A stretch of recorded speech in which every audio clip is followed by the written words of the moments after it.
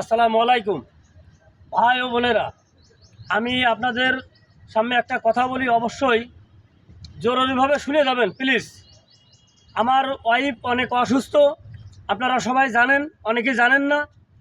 তারে আমি ঢাকায় ন্যাশনাল কিডনি হসপিটালে আজকে 3 মাস ধরে ভর্তি, তারে চিকিৎসার জন্য।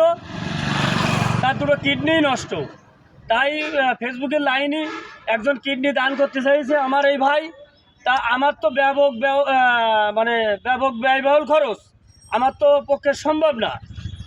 আমি আছে গরিব মানুষ, তাই একজন ফেসবুকের মাধ্যমে একজন আমার ওয়াইফের জন্য একটা কিডনি দান করতে চাইছে, কিন্তু অপারেশন করার মতো সামর্থ্য আমার নেই। তাই আপনারা যে যা পারেন আসেন, আমার ওয়াইফের এই অপারেশনের জন্য সবাই একটু সহযোগিতা করেন, যেন আমি এই অপারেশনটা করতে পারি। আর যে ভাই আমার এই বাড়ি যাইয়ে খবর নিয়ে যে